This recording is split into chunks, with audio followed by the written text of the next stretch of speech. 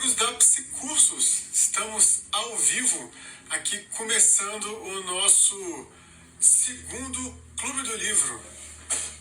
Vamos deixar aqui, ver se eu... Esse aqui não. Assim, liguei aqui.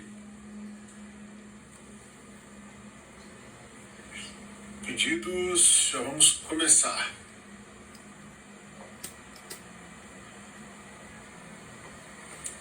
Tá legal? Estamos aqui ao vivo iniciando o nosso segundo Clube do Livro Psicursos. Eu tava com saudade, não sei vocês, mas eu tava com saudade, eu gostei dessa primeira experiência no semestre passado. A gente leu 2 livros no semestre passado, lemos o livro da FAP, 3 livros na verdade. A gente leu o livro da FAP, Criando Relações Intensas e Terapêuticas e Curativas, perdão, o primeiro livro da FAP, depois lemos o manual da DBT, da Corner, e fechamos com o Walden 2.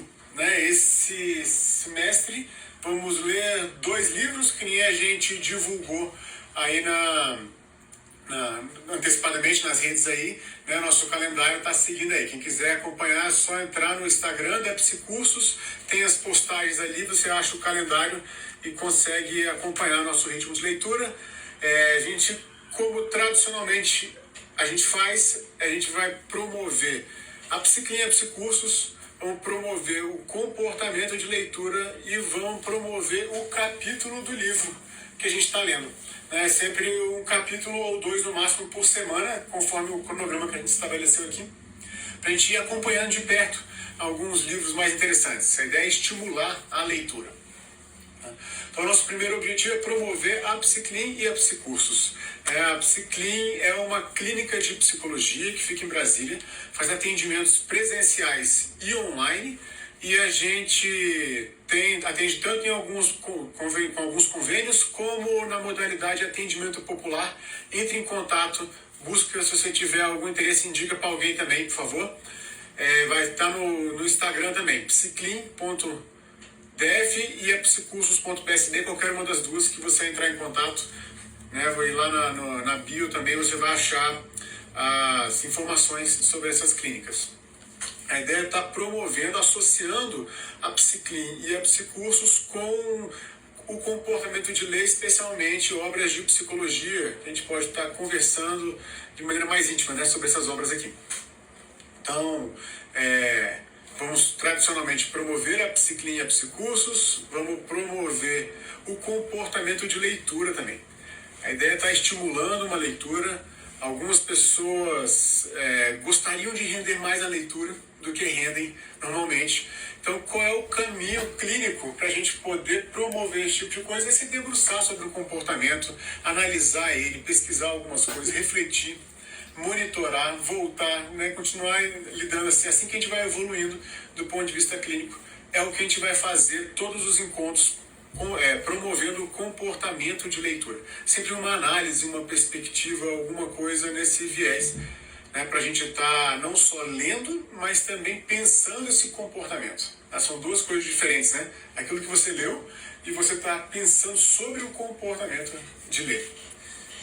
E eu vou começar nos nossos primeiros encontros aqui, associando o comportamento de ler com o comportamento do consumidor. O comportamento do consumidor é um campo específico da psicologia que estuda indivíduos ou grupos que compram, selecionam, usam ou dispõem de produtos, serviços, ideias ou experiências a satisfazer necessidades e desejos. Então, é um campo da psicologia que estuda justamente esse tipo de comportamento. E a leitura, a gente está numa sociedade que tende a transformar tudo em forma de consumo. A leitura também não deixa de ser uma forma de consumo. Não só o consumo no sentido do valor simbólico, do produto, das várias formas diferentes que esse produto pode chegar até você e tudo mais, mas um consumo também do conhecimento, das ideias, do entretenimento todo do processo de leitura. Então, eu vou puxar aqui algumas análises nos primeiros encontros sobre associando comportamento do consumidor ao comportamento de leitura. Hoje, vou trazer essa visão mais geral sobre as teorias que estão relacionadas ao comportamento do consumidor. Tá? Por exemplo, a gente tem a teoria da racionalidade econômica. Nessa teoria, o consumidor obedece a um padrão egoísta e maximizador de oportunidades. Tá? Então, as escolhas dele são pautadas por uma busca do maior benefício, tá? do prazer, da satisfação, né? Ao menor custo possível, né? Que seria um sofrimento ou um desconforto, o custo. Né? Então, ela dá esse viés de utilitarismo psicológico para o processo de consumo. Tá? Então eu vejo em algumas pessoas isso, né? Assim, para que eu vou ler isso? Né? Assim, a pessoa questionando, né? Muitos anos em sala de aula, né? Os alunos perguntam, mas para que eu vou ler isso? Vai cair na prova? Né? Assim, como é que eu vou consumir esse tipo de conhecimento, de esforço que eu tenho, né? Ali para isso? Então a teoria está muito centrada nos efeitos do consumo em cima do consumidor. Né? A gente tem outras teorias também abordando a questão do consumo. Por exemplo, a teoria cognitivista. Essa teoria, o processo de consumo é uma tomada de decisão. Tá? A gente vai analisar, a teoria cognitiva analisa especialmente o consumo pela tomada de decisão. Eu decidi ler, tá? Ou eu decidi comprar, né? Uma coisa de leitura ali. Então, fatores como percepção, motivação, aprendizagem, memória, atitude, valores, personalidades, né? Tudo isso vai estar interferindo aí nessa tomada de decisão. É isso que eles iam estar analisando. A teoria comportamental, nossa base aqui, né, de análise das coisas, vai pensar as consequências do comportamento de compra, né, que vão influenciando o retorno ou não desse comportamento de compra. Então, depende de como, né, aquele consumo aconteceu para ver se você vai repetir ou não. Se você leu uma coisa e gostou, a tendência é ler mais. Se você leu uma coisa e não gostou, a tendência é ler menos daquilo, ou de maneira geral, né, do processo todo de consumo de leitura, né? A psicanálise, ela vê o consumo como um processo inconsciente, né? Ele não é compreendido pela consciência, como todas as outras coisas ali. Então, a gente projeta nos produtos ou nos serviços os desejos inconscientes, expectativas, angústias, conflitos, essas coisas assim, né? Então, a gente vai fazer isso também com o comportamento de leitura. A gente vai projetar nossas angústias, nossos desejos, a gente vai tomar decisões relacionadas a isso, pensando do ponto de vista cognitivo, a gente vai ler mais ou ler menos, dependendo de como a gente está lendo ou como a gente está se relacionando com a leitura. Tá? E se relacionar com a leitura vai muito além de só passar o olho nas linhas, né? E na palavra ou na coisa assim. Né? Vai de como você está absorvendo, refletindo aquele conteúdo, aquele conhecimento. Né? Envolve a ergonomia do ambiente, envolve o seu ambiente privado também, né? Em contato com aquele conteúdo, com aquela leitura. Né? Então, o comportamento da leitura do ponto de vista do comportamento do consumidor envolve essas abordagens que a gente está falando aqui. Né? Nos próximos encontros eu vou trazendo outras perspectivas, tá? Acerca do comportamento do consumidor voltado para a leitura, tá? Como as 5 etapas, né, do comportamento do consumidor, ou aspectos, né, a gente já falou semestre passado, por exemplo, de livros mais vendidos, né, coisas assim que influenciam tipos de leituras variados, reflexões, né, que são importantes para a gente estar promovendo o comportamento de leitura e manter o padrão do primeiro clube do livro. Né? Uma das maneiras de você ser reforçado pela leitura, você se relacionar com aquela leitura, né, de uma maneira a fortalecer esse comportamento, de uma maneira a fazer mais e mais intenso esse comportamento de ler, é socializar a leitura, acrescentar variáveis sociais a esse processo de leitura. Então é o que a gente está fazendo aqui no Clube do Livro, por exemplo. Você não vai ler apenas ele, né? E aí você para, às vezes, naquela clássica pose do pensador, né? Que você põe a mão no queixo, olha para cima assim, e fica pensando sobre o livro, né? Sobre o conteúdo que você estava ali. Você vai conseguir botar para fora isso, refletir com outras pessoas, fazer comentários, trazer alguma coisa aqui para a gente também, para a gente poder acrescentar esse reforçador social no seu comportamento de ler. quando você lê alguma coisa e não entendeu, mas aí você conversa com alguém e já entende, é mais fácil você voltar à leitura, sabe, continuar aquilo. Ler em conjunto, então é esse reforçador diferenciado do nosso Clube do Livro. Fico feliz que vocês estejam aí entrando para a gente poder, né, compartilhar desse momento gostoso, né, assim, que é ler. Então, então a gente falou já sobre a Psiclina Psicursos, né, focando na Psiclina, na parte de atendimentos psicológicos, tanto presenciais em Brasília como virtuais em qualquer lugar do Brasil ou do mundo, né, e os contatos estão aqui no Instagram da Psicurso também, ou no meu. Falamos sobre o comportamento de leitura na perspectiva do comportamento do consumidor, esse primeiro viés já aí de promover o comportamento de leitura.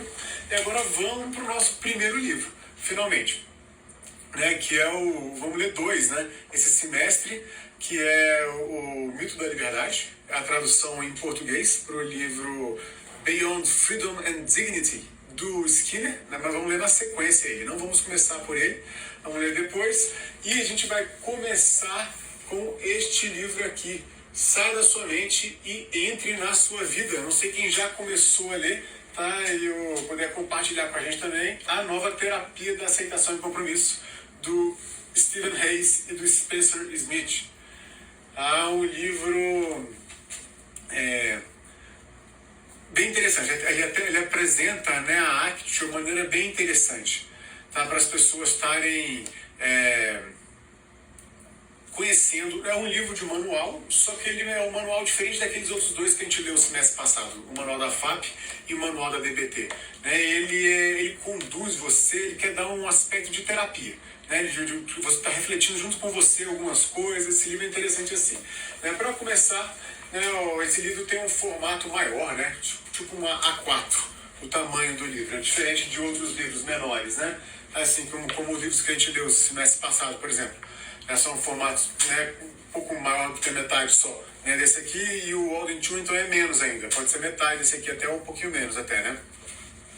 Então eu particularmente não gosto desse formato, tá? Eu acho ruim de segurar. Para ler na mesa, ele é um livro mais para ler na mesa, né? Porque você põe ele aqui e vai lendo, né, as coisas aqui no papel, porque no dedo, como eu gosto de ler deitado, por exemplo, a minha maneira favorita, ou quando você está sentado num lugar que você tem que apoiar na mão, né, ele às vezes tem que ficar segurando aqui embaixo, né, assim, o livro vai pesando, aumenta o custo da resposta, né, para você ler. Ele tem que entregar um reforçador mais forte, né, já em contrapartida para a gente, né. Ele entrega um negócio de qualidade aqui, então esse formato, né, essa primeira coisa que me chamou a atenção nesse livro, um formato ruim de segurar, né. A capa tem esse dente de leão, não sei se chama assim essa planta, né, mas está semeando ao vento, né, bate o vento, essas sementinhas vão voando aí dá um destaque maior para o nome do Hayes do que para o nome do Smith. O Hayes é maior, é o ícone mesmo, né, dessa abordagem. No verso da capa aqui, uma terapia que faz a vida melhor. Aqui, ó, cadê? Aqui, né? Aqui, na verdade. Uma terapia que faz a vida melhor, porque ensina a lidar com o sofrimento. Né? O que ele está trazendo aqui? Nas dobras da capa, então, um símbolo aqui, deixa eu mostrar para vocês aqui, né? Tem propaganda do outro livro dele, e dessa vez um manual, né, ali, e também os nomes, né, dos autores. Ali. Eu escolhi ler esse aqui justamente para diferenciar dos manuais anteriores, né, disso. Eu gosto muito de usar essas dobras assim para marcar o índice do livro. Então eu tenho até um marca-texto, né, mas o índice fica sempre marcado para checar quantas páginas tem um capítulo, algumas coisas assim. Vamos lá, seguindo aqui no nosso livro, folha de rosto, informações editoriais, autores, né, o nome deles é que o currículo do Reis está significativamente maior do que o currículo do Smith, tem lá 2 linhazinhas, né, ali para eles. Dedicatória, olha só, 2 românticos aqui, tanto o Reis quanto o Smith, né, um dedica para a mãe, o outro dedica para a esposa, né, o da mãe, né, vai ter uma garantia maior, o da esposa é sempre aquele risco, Né? Por exemplo, corri esse risco no livro que eu publiquei, dediquei à minha esposa, me separei depois, acontece isso, né? Entendo esses aqui, mas são românticos, né? Eles aqui dá pra ver pela dedicatória deles. Agradecimentos também às pessoas que puderam contribuir com eles de alguma maneira aqui pelo livro. O sumário, né, que é onde eu gosto de marcar com essa folha aqui dobrada que tem sempre, né? E aí sim, vamos começar a introdução, que é a introdução e o capítulo 1, né, que são os conteúdos que a gente combinou no cronograma de estar lendo hoje.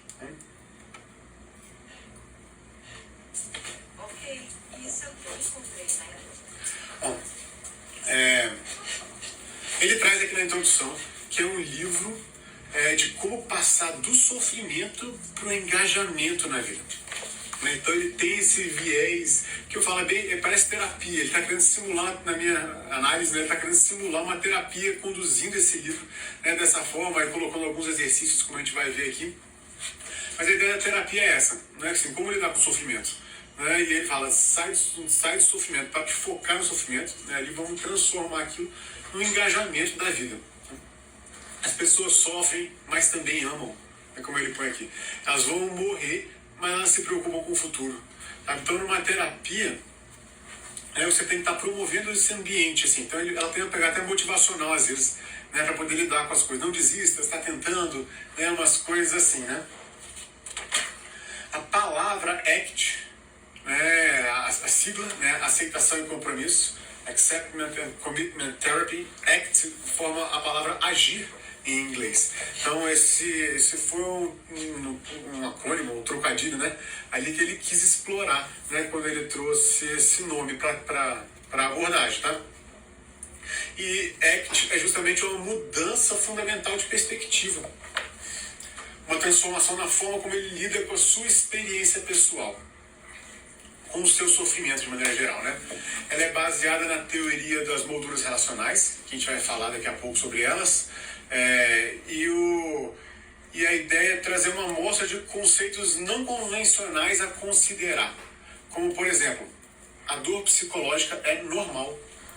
Ele traz outra aqui. Você pode deliberadamente se livrar da sua dor psicológica, deixa eu corrigir a frase. Você não pode deliberadamente se livrar da sua dor psicológica, embora você possa tomar algumas medidas para evitar aumentá-la artificialmente. Dor e sofrimento são dois estados diferentes do ser. Estou trocando algumas coisas aqui. Você não tem que se identificar com o seu sofrimento, você definir a partir dele, né? Aceite sua dor. Isso é um passo para você começar a se livrar do sofrimento. Uma premissa fundamental no livro. Ele vai explorar, ele é bem didático para explorar essas coisas, tá? No livro. Você pode ter uma vida que valoriza, começando a partir de agora, mas para fazer isso você terá que aprender como sair da sua mente e entrar na sua vida. Outro ponto que ele está trazendo aqui, estou colando aqui, tá, gente, num textozinho aqui atrás, esses pontos que ele traz de conceitos não convencionais, que ele quer trazer aqui pra gente, né? Muitas metáforas, livro gostoso nesse sentido. Deixa eu ver aqui. Minha colinha sumiu aqui, deixa eu voltar aqui para ela. Um livro gostoso nesse sentido, sabe, de muitas metáforas que vão enriquecer, né, a forma como a gente está falando, trazendo algumas ideias, análises no cotidiano da terapia. Né? Por exemplo, ele traz uma como a guerra não está indo muito bem, né, mas tem que viver a vida e viver no mesmo lugar da guerra. Não é só viver a guerra, você está vivendo num lugar que está em guerra. Né? Outra metáfora que ele traz também, que eu achei bem construtiva nessa introdução, é a da areia movediça, né, que para explicar o sofrimento que você deve aceitar para não afundar mais. Né, porque quando você começa a sofrer, você nega aquele sofrimento, você começa a querer sair dele de qualquer jeito. E é justamente esse movimento que faz a areia movediça puxar a pessoa para baixo. Né? Então você tem que aceitar aquele sofrimento, que aí você vai parar de ser tragado. Né? Ele está afundando assim. Aí você se harmoniza de alguma maneira ali com aquela areia, aquele tipo de terreno específico, né? Ali até que você consiga pensar a maneira de estar saindo, né, daquele sofrimento. Outro conceito, né, que ele traz aqui nessa introdução é o da onipresença do sofrimento. Gostei dessa ideia também. Por exemplo, suicídios e problemas de relacionamento são que nem coliformes fecais, né? Estão em todos os lugares.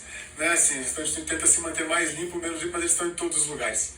Né? Então, o sofrimento humano ele é uma constante em todos os lugares. Né? E a gente tem um conhecimento já sobre como está lidando com esse sofrimento de outras formas.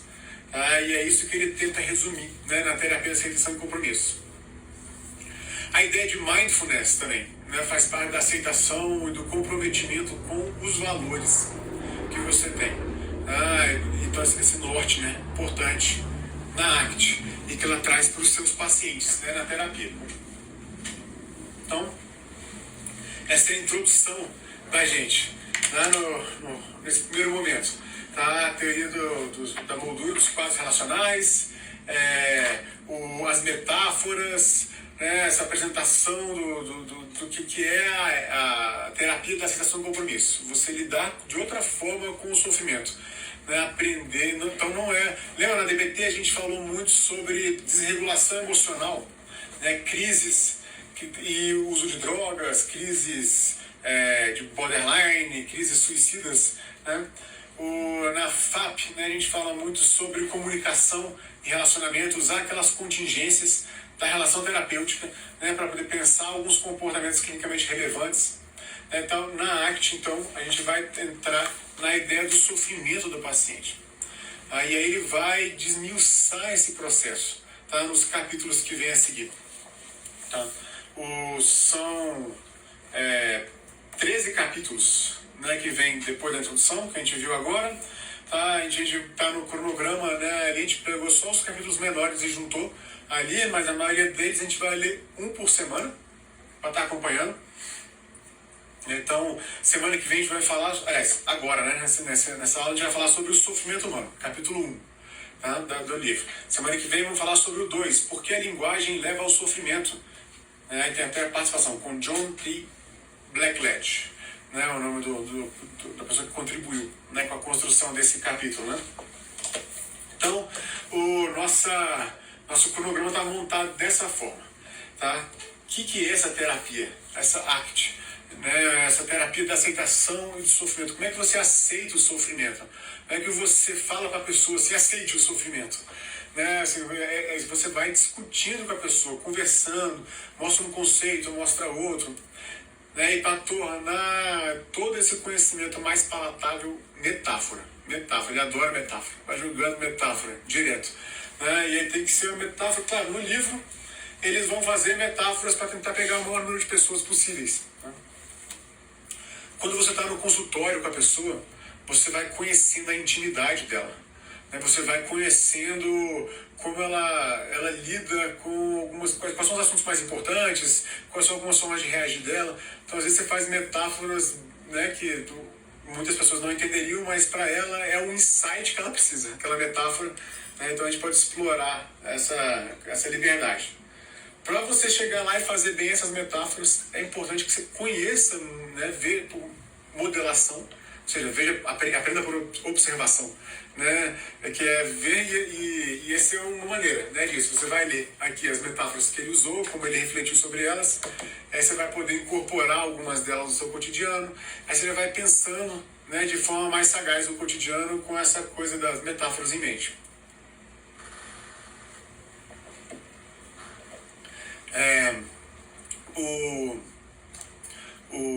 A ideia, Jesus falava por parábolas, né? Ele não podia simplesmente chegar lá e falar para as pessoas assim, ame o próximo. O cara fala, quem é você? Cala a boca, né? Vai embora, qualquer coisa assim. Né? Mas se ele chegasse lá e contasse uma historinha e fizesse né, as coisas, as pessoas entram naquele conhecimento, sabe? É ali o valor dela. Né? Esse é o lance da metáfora, que eu acho que ele é muito rico também, a gente está trazendo. Essa metáfora da areia movediça é uma que, né, se você ficar ali refletindo, ela vai, né, incomodando, mas aceitar o sofrimento. Como é que eu me jogo no sofrimento? Eu caí lá, no sofrimento, caí. Né? E aí se eu for começar a sair, sem querer sair, andar, mexer pé e mão, né, a areia vai cedendo embaixo e vai caindo. né? E nem todo mundo conhece a areia movediça, especialmente, né, no Brasil, sei lá se tem, em algum lugar desses, né, onde tem areia movediça. Então a maioria conhece por livros de geografia ou de ciências, ou por algum programa de televisão, por acaso. Então você tem que explicar, não, a areia movediça é um terreno, né, que você vai mexendo, ele tende a descer. Se você para de mexer, você estabiliza, né, ali. Aí você tem que, né, lidar de algumas coisas, mas não diz exatamente como pular fora daquele negócio, né? Então a ideia do sofrimento, como a areia movediça, ela vai incomodando. Você vai, como é que eu vou aceitar o sofrimento? Para de se debater. Pô, eu estou sofrendo. Né? Não é justamente act, não é justamente faça alguma coisa. Não é que, né, fazer alguma coisa é aceitar essa coisa, né? E não debater, não espernear, não lutar contra, né, essas coisas. Então, é gostoso esses desafios, sabe? Ele vai fazendo isso. A partir do capítulo 1, ele começa com os exercícios, né, de reflexão. Né? Vamos lá, no capítulo 1, aliás. Né, ele vai falar sobre o sofrimento humano, no capítulo 1. Então, a primeira frase é: qual é a sua dor? Até a frase que eu botei no post hoje, né, lá na campanha que a gente estava fazendo lá do Clube do Livro, é: qual é a sua dor? Essa é uma frase do marketing. Tá? Qual é a sua dor? Né? Então você vai vender para alguém qual é a dor dessa pessoa. Então, a dor da pessoa é ler mais livros de psicologia. Ela quer ler mais livros de psicologia. Ela quer aprender mais sobre conteúdos relacionados à psicologia, especialmente os ligados à terapia. Então, né, como é que a gente vai falar com essas pessoas? Tá? A ACT é isso. Qual é a sua dor? Né? O paciente chega, como é que eu posso te ajudar? O que te traz aqui? Essas são perguntas comuns, né? Ali na primeira pergunta de começar a sessão. Assim que ele começa, qual é a sua dor? Né? Então aí faz exercício para listar, você tem que escrever, né? Aqui tem os capítulos onde você tem um campo em branco, mas vai lendo, vai escrevendo. Muitos de vocês que estão lendo aí, eu acredito, não estão escrevendo, né? Ali nos exercícios, passam batidos por eles. Né? É assim na terapia também, cara. Você manda um dever de casa, às vezes a pessoa não faz, chega, ela quer conversar com você, mas, né, ela sabe que é importante, às vezes você consegue reconhecer que vai ajudar. Você vai escrever alguns deveres de casa, fazer algumas coisas, mas às vezes não é o recurso que encaixa na vida dela.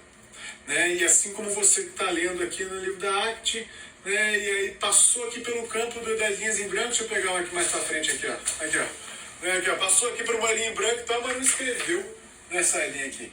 Né? Não é você, não, eu estou pensando já nisso, eu vou ler, eu preciso terminar de ler esse aqui, que eu tenho que ler outros capítulos ainda, né, de outras disciplinas, de outras coisas. Então, passa partido por esse ali. Né? Não se perde, né, o todo a que se propõe o exercício. Tá? Mas com certeza ele é mais rico se você está participando assim, escrevendo e anotando e dando o devido tempo.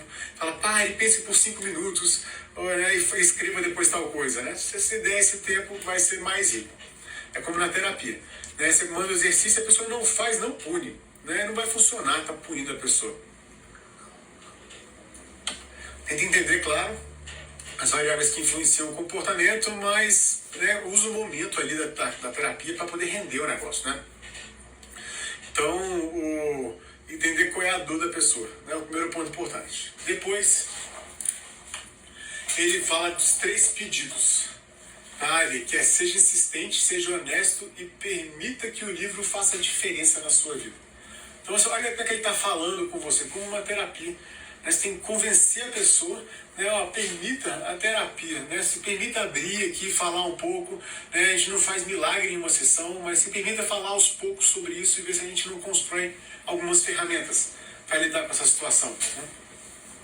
Então ele tem esse jeitinho gostoso de falar, que ele é bem mais palatável, né, um jeito bem menos denso, né, do que os livros manuais anteriores, por exemplo, que a gente fez lá no semestre passado. Eles não, né, vocês não te pedem, né, um favor, uma coisa, uma análise. Né, ele joga. Se você parar de ler em qualquer momento, você para. Você parou porque não foi reforçado, em algum momento deixou de ser reforçado. Ou comportamentos concorrentes foram mais reforçados do que esses comportamentos de leitura, né, ali na hora. Então, o difícil, né, combater aqui com essa mídia que a gente tem, está combatendo mídias como Netflix, Disney Plus, né, HBO Max, essas coisas assim, investindo bilhões de dólares ali, né, para fazer prender você e, enfim, lidar com algumas coisas assim. Então, Mas você tem que, né, também se colocar mais sob o controle de algumas contingências, se permitir mais isso, né, e aí sim ser reforçado por isso e estimular mais a leitura. Né? Então, o sofrimento humano é universal. A onipresença do sofrimento humano é um dos pontos que ele traz, vai reforçar isso no capítulo 1 também. E aí ele traz a metáfora do chutar cachorro. Ele fala chutar cachorro, né? O chute em si ele dói, tá? Mas pensar no chute do passado, né? Ou no chute no futuro também, ali ele também vai gerar outro sofrimento, né, em cima disso. Então ele vai diferenciar a dor do sofrimento, tá? Você pode evitar a dor, evitar a dor pode se tornar sofrimento, pode se tornar patológico, né? Então, não é para evitar a dor, você vai construir uma relação diferente com esse sofrimento, né? A dor ela até existe, tá? Tanto física quanto do ponto de vista emocional, mas você vai se relacionar com ela de outra forma. Tá? Isso envolve pensar a dor de outra forma. Se você já pensa a dor de uma forma inevitável, por exemplo, você já está muito mais aberto a aceitar ela. Se eu penso a dor como inevitável, como evitável, se eu penso assim, a dor, eu posso evitar a dor, eu não quero sentir dor. Meu filho, não quero que meu filho sinta dor, nunca na vida. Né? O sofrimento para ele é uma coisa que eu quero abominar. Se eu pensar dessa forma, eu estou impedindo ele, né, de estar construindo uma relação com o mundo, desenvolvendo um repertório, e eu passo uma visão até iludida da realidade, né, ali para ele. Então, claro, que eu não vou chegar para ele e estar falando assim, olha, dor, sofrimento, né, você vai ter todos os dias, o tempo inteiro, fazer isso. A ideia não é botar ele em depressão, né, mas a ideia também não é estar com aqueles discursos motivacionais vazios, né, de simplesmente você é capaz, vamos lá, vai ser bom, vai ser ótimo, o sucesso é incrível. Não, né, mas o que é esse negócio de dor? Né, a dor, como é que a gente pode lidar com ela? Qual é o sofrimento que tem? Então, se eu chutei a cachorro, né, aí machucou, né, o chute. Mas pensar nisso depois, de novo, que eu extravasei minha raiva, aí bati em cachorro, olha que coisa mais inocência. Né, ali tá o bicho, o cachorro aqui, tem um aqui no meu pé. Né, que o cachorro, aquele bicho tão gostoso, tão, né, ali você pode se relacionar com ele de todas as maneiras boas, tal, aí você vai lá e descarrega, né, ali em cima. E aí, pensar nisso de novo, eu não estou fazendo de novo, estou só pensando naquilo. E aí já me geram respondentes, né, de puta que mancada, como é que eu fui fazer uma coisa dessa, ser idiota, né, fazendo esse negócio desse com o cachorro. Então, eu estou gerando um sofrimento, né, sem necessariamente estar vivendo, né, aquela mesma situação de novo. Tá? Quanto, né, que as pessoas não fazem isso?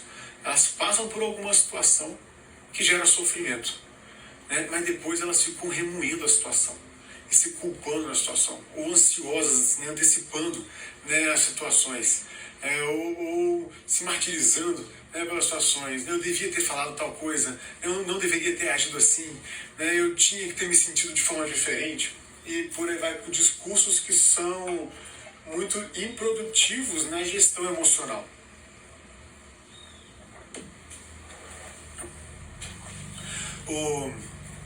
Então, e a pessoa fica, né, sob o controle de uma série de comportamentos privados, né, que ficam alimentando, né, um ambiente privado, ficam alimentando contingências, né, relacionadas a isso, e a pessoa vai crescendo, né, e aí ela tem pessoas com muito grau de sofrimento, né, que elas passam boa parte do dia gastando energia com coisas que são completamente improdutivas ou ineficientes, né, se não estão gerando uma melhora na adaptação dela. Né? O comportamento é me adaptar ao ambiente, né? Eu não estou gerando uma melhora, né, ali nas coisas. Então, por que eu estou repetindo isso? Por que eu mantenho isso? Ou qual é o padrão, né, que tá, alguma consequência vai ter para manter esse tipo de coisa, mas tem muita falta de conhecimento também sobre como lidar com essas situações. No livro, né, os autores eles são muito didáticos para isso. Eles vão começar como se a pessoa não tivesse linha de base para fazer esse tipo de gestão emocional. né, de compreensão, nem de conhecimentos, né, de conceitos, nem de habilidades mesmo emocionais ou, né, controle dos respondentes ou operantes, né, para que você consiga buscar ajuda ou efetivar de fato alguma coisa. Eles vão considerar que a pessoa não tem nada, né? Então eles vão no passo a passo, né? Levando e tal, no comecinho ali eu acho que ele leva uns 2, 3 capítulos para dar aquela engrenada assim, entrar nos conceitos mais interessantes, né? Para você estar discutindo ali. Então, mas ele, é por isso, né? Ele está começando como se você não tivesse base e muitos lá na clínica, faltam a eles algum repertório básico para entender algumas coisas. E às vezes são pessoas capacitadas, cara, com emprego bom, ou com formação de nível superior, ou com outras coisas assim, mas do ponto de vista da inteligência emocional, faltam conceitos e habilidades ou até atitudes básicas, né, ali para você estar lidando com isso. Então, quando você volta lá na linha de base zero, né, e vai assim bem didático, pode ser um pouquinho devagar para entrar em algumas coisas, mas você não pula nenhum buraco, né, ali naquilo. Você vai estar cobrindo todos os pontos que tem que cobrir, né? Na clínica, se você chegou, se você tem alguma informação já sobre aquela pessoa, sobre os padrões dela, sobre os conhecimentos dela, ou se você já nos primeiros contatos viu que algum conhecimento existe ali, né, você vai escolher qual é o momento de entrar com qual conceito. Né, se você vai entrar com os conceitos mais básicos, sobre aceitação, sobre compromisso, né, sobre essas coisas, sobre sofrimento, né, nem entramos na aceitação e compromisso ainda, né? Até o capítulo 1 ele parou nisso, né, no sofrimento, na dor, nas coisas assim. Na introdução ele dá um gostinho, né, acho que a gente vai falar sobre isso, mas nos próximos capítulos vemos que ele vai entrando, né, na ideia de cada um desses conceitos ali. E aí esse lado didático ele ajuda a conduzir as pessoas, como a gente estava, né, colocando aqui, como se fosse uma terapia, né, pensou nisso, tal, anota aí, tal coisa, depois se lembra daquela vez que você anotou tal coisa, né, agora você pode pensar nesse momento de outra forma agora, tente refletir sobre isso de tal forma, né, alguma coisa assim, né, e aí você ganha esses recursos, né, para estar de exemplo, para estar colocando na terapia em prática, né, assim, que é essa coisa de conduzir a pessoa a estar refletindo sobre o sofrimento dela, né, sobre os comportamentos que envolvem isso, né, a perspectiva do sofrimento da gente ela é comportamental, né? Eu vou descrever o sofrimento, eu vou, né, em termos de topografia, depois em termos de antecedentes, em termos da função dele, das consequências, né? Eu vou estar analisando, né, os comportamentos associados a isso, como especialmente os comportamentos privados. Tá? Ele dá uma ênfase muito menor do que a DBT, por exemplo, né, que dava uma ênfase muito em comportamentos públicos, né, de mindfulness, de regulação emocional, aí faz um encadeamento de respostas, você vê direitinho os pontos ali, né, para você estar pegando a tangente e desviando da crise, ou coisas que poderiam estar enviando ali aumentando, potencializando aquela crise, né? Alguém pediu alguma autorização aqui, né, para poder, né, não entendi como é que funciona aqui, né, as coisas, vou me entregando ainda, eu ainda tenho tenho um pouco intimidade, né, com essas plataformas e tecnologias. Assim, mês passado a gente fez, né, na plataforma Teams, né, e mandar pelo WhatsApp. Essa aqui parece até mais eficiente e melhor, mas ainda vou bater cabeça algumas vezes com algumas coisas aqui, né. Terminando aqui o encontro, o meu desafio vai ser lançar ele, né, ali, mas pegando o jeito aqui as coisas vão mais fácil. Então, eu não sei nem se vocês conseguem ver os comentários, né? Eu consigo ver os comentários, algumas coisas, mas eu não consigo ver se vocês conseguem ver. Então, sim, tava voltando lá no fio da merda que eu tava. Né? Ele vai falar do ambiente privado, né? Que ele vai dar uma ênfase maior do que a DBT, por exemplo, ou a FAP, né? Que vai falar das relações, da relação terapêutica, então aquela coisa no ambiente público ali, né? Da terapia.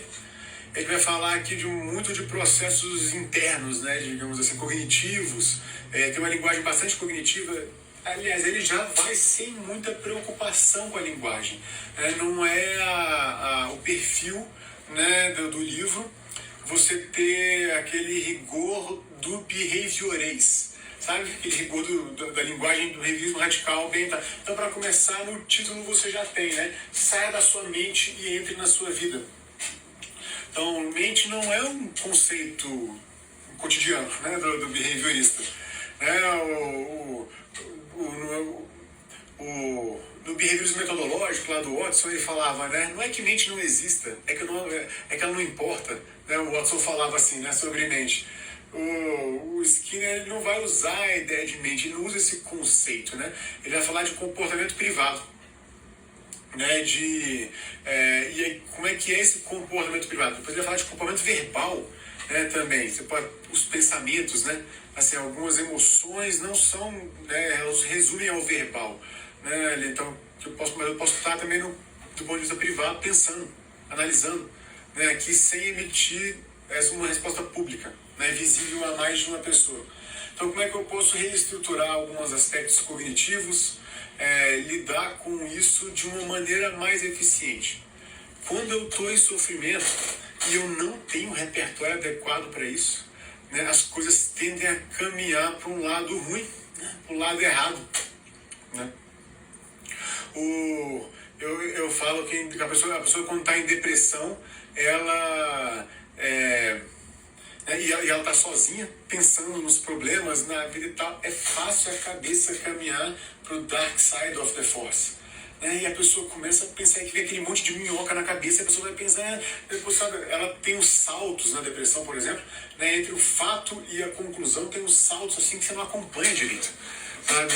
Mas na cabeça dela é ligar pontinho, sabe? Mas você olha assim e fala, não, quando você compartilha isso, né, em público, né, você fala, não, mas nada a ver isso aí, não, dá para pensar muita coisa melhor do que isso.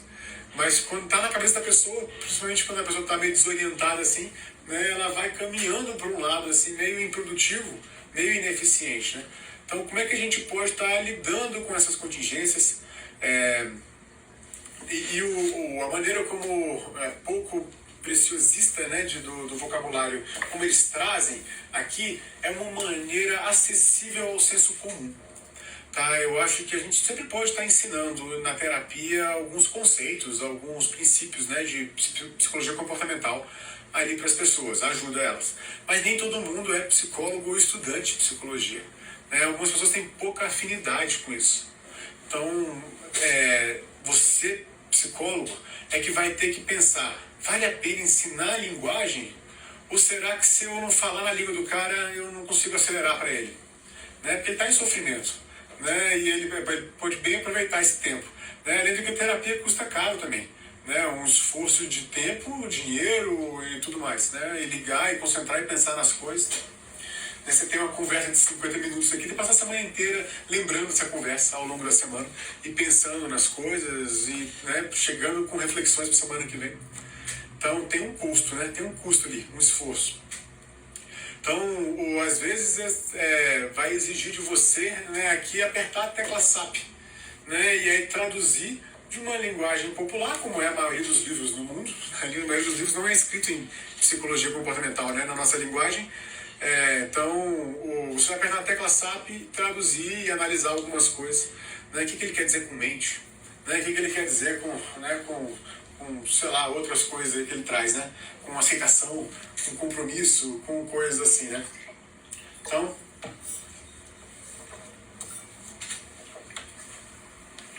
essa flexibilidade, aliás, é coisa importante e característica da FAP. Tá? Que a gente vai ver ao longo desse semestre, né? Nessa leitura desse livro. Tá? Essa flexibilidade para lidar, só é o uso das metáforas, por exemplo. Né? O conhecimento menos literal da coisa. Ele é mais construído na base de um entendimento abstrato ou relacional ou associativo ou alguma coisa nesse sentido, né, que são as funções que a metáfora acaba, né, tendo, né, nas pessoas. Então, eu tinha até uma metáfora para trazer aqui também, deixa eu ver se eu lembro ela agora, né, e para poder pegar esse do gancho, né, na hora que eu estivesse falando aqui, dessa tecla SAP, essa tradução que a gente tem que fazer de alguns termos, né? Então, senão, é sempre bom estar lendo coisas em psicologia comportamental, claro, mas sempre bom você estar tendo acesso a outros tipos de leitura também, né, para que você consiga, enfim, usufruir de várias fontes de conhecimento, né, não se fechar tanto num ponto só, tal, e até para criticar, né, e entender os limites, né, de cada abordagem e de coisas assim, sempre bom estar lendo outras coisas. E aí, na hora de ler, vai exigir de você, é claro, boa vontade, né, para você estar traduzindo algumas coisas, entendendo algumas coisas dentro de um referencial, né, cognitivo, humanista, ou psicanalista, ou sei lá qual outro referencial. Então, esse é um pouco da característica, né, que a gente vai ter aqui também, nesse livro do Reis. Né, o livro que fala como lidar com o sofrimento, né, como aprender a lidar com esse tipo de coisa. Como aceitar a sua dor, né, e lidar com o sofrimento de forma mais produtiva. Então, uma proposta bem legal, né, da gente estar iniciando o nosso segundo semestre no Clube do Livro.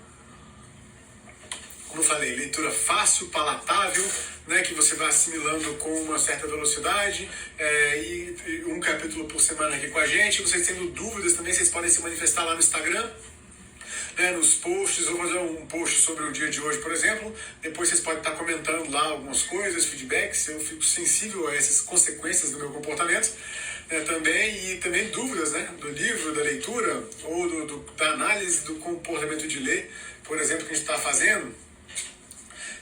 Da Psiclin, da Psicursos, né, dessas coisas todas. Então, com essas metáforas, né, a gente vai absorvendo e lendo e vai fluindo, né, a leitura aqui. Tá? E pegando no tranco para começar o ano, que seja um ano de muita leitura para a gente. Tá? Que a gente consiga dar muitos checks, né, nos livros que a gente tem ali. Essa lista de livros que eu quero ler, ela é fácil de crescer. Né? Rapidamente você vai acrescentando muita coisa ali, né, e muitas delas a gente não consegue ler. A gente até acaba comprando mais coisas do que a gente consegue ler. Né? A gente lê, às vezes para no meio do caminho e fica por ali. Já comprei outra coisa já, estou com outras coisas novas. Você não se deve se prender a algum livro, né, porque tem outro agora que chegou novo, então está mais empolgante. Às vezes, né, você segue naquela leitura mais empolgante. É uma forma de não travar na leitura e tá rendendo, né? Ali. Então, volta e meia, eu tenho mais de um livro por vez, né? Esse aqui é um deles. Esse aqui que eu estou lendo com vocês toda semana. Vou ler o capítulo 2 para a semana que vem, né? Ali junto com vocês nessa semana, porque a linguagem leva ao sofrimento. Mas tem outras leituras que eu estou fazendo também para poder conciliar, né, as coisas. Algumas delas às vezes me pegam, eu leio mais delas e menos de outras na semana. Né? Às vezes eu travo numa, é bom que eu tenho outras para ler. Mas o comportamento de ler, ele está ativo. Né? E você está sendo reforçado por ele, está sendo estimulado por ele.